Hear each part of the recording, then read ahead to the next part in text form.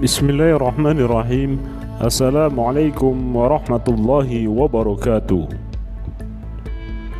Pada kesempatan kali ini saya akan membahas tentang model strategi dakwah kebudayaan ala Wali Songo. Pada masa Wali Songo, intensitas gerakan dakwah di tanah Jawa mengalami lonjakan sangat signifikan hingga diperkirakan dalam waktu tak lebih dari 100 tahun hampir 80% penduduknya telah memeluk agama Islam.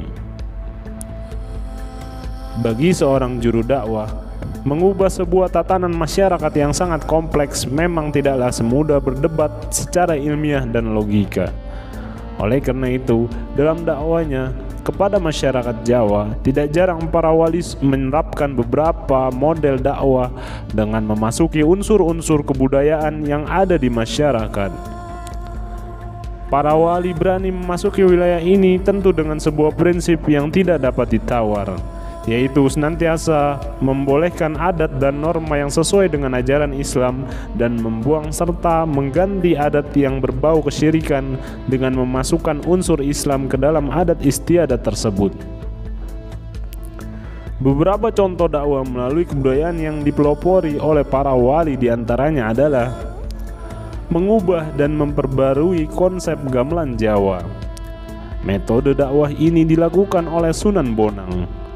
Dalam berdakwah, Raden Makhdum Ibrahim atau Sunan Bonang sering menggunakan kesenian rakyat untuk menarik simpati. Suatu ketika Sunan Bonang memperhatikan bahwa masyarakat Jawa amat senang dengan berbagai pertunjukan kesenian seperti wayang dan gamelan. Maka demi melihat peluang tersebut, beliau kemudian berikhtiar dengan membuat instrumen baru yang diberi nama bonang. Instrumen tersebut terbuat dari logam berbentuk seperti mangkuk terbalik dengan tonjolan bagian tengahnya. Dengan adanya tambahan gamelan ini, Sunan Bonang berhasil mengubah pola bunyi gamelan Jawa yang kala itu masih kental dengan estetika Hindu menjadi sebuah konsep baru yang selama ini belum pernah didengar. Setiap Raden Makhdum Ibrahim membunyikan alat musik tersebut, pasti banyak penduduk yang berdatangan ingin mendengarkan sekaligus menyaksikannya. Memanfaatkan momentum inilah kemudian Raden Makhdum Ibrahim menyebarkan ajaran agama Islam kepada rakyat. Selain gamelan, banyak pula para anggota Wali Songo memasukkan unsur dakwah melalui berbagai tembang. Tembang-tembang ini dibuat sedemikian rupa oleh para wali dengan musikalitas yang sangat tinggi, mudah diingat dan penuh pesan-pesan moral. Sebagai contoh adalah tembang dolanan. Tembang dolanan sendiri adalah istilah lagu yang diperuntukkan untuk anak-anak. Liriknya cenderung jenaka dan musikalitasnya penuh kegembiraan. Beberapa contoh tembang dolanan karya wali yang hingga kini masih dipakai untuk sarana pesan moral adalah tembang Lir Ilir karangan Sunan Kalijaga dan Tombo Ati karangan Sunan Bonang. Produk budaya lain yang digunakan sebagai sarana dakwah dan proses islamisasi Wali Songo adalah perayaan Maulid Nabi yang disebut sekaten. Sekaten adalah sebuah rangkaian acara peringatan hari Maulid Nabi Muhammad SAW yang di dalamnya dimeriahkan dengan acara pokok berupa pagelaran gamelan yang bertujuan untuk mengumpulkan masyarakat. Pada masa Kesultanan Demak, acara sekaten merupakan momentum yang penting dan sangat berdampak terhadap usaha islamisasi masyarakat Jawa.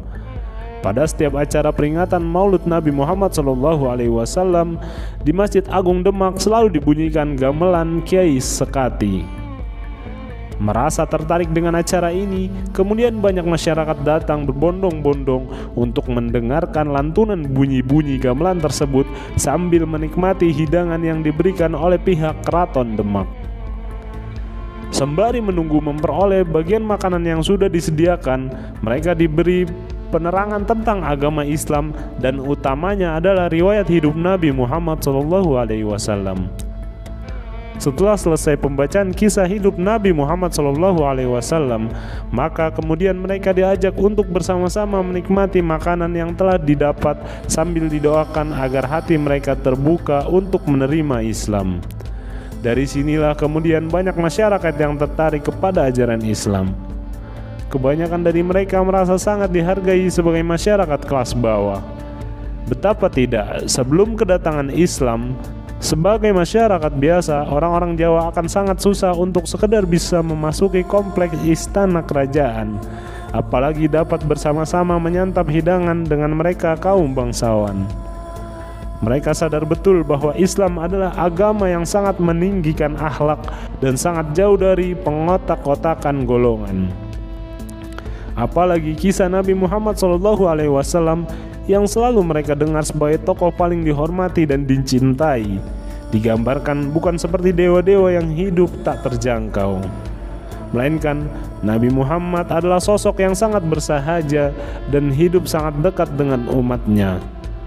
Orang-orang yang tertarik dengan Islam inilah yang kemudian dituntun untuk mengucapkan dua kalimat syahadat. Dari ejaan kalimat syahadatain inilah kemudian masyarakat Jawa kemudian mulai menyebut gelaran acara peringatan Maulid Nabi Muhammad dengan istilah sekaten. Wassalamualaikum warahmatullahi wabarakatuh.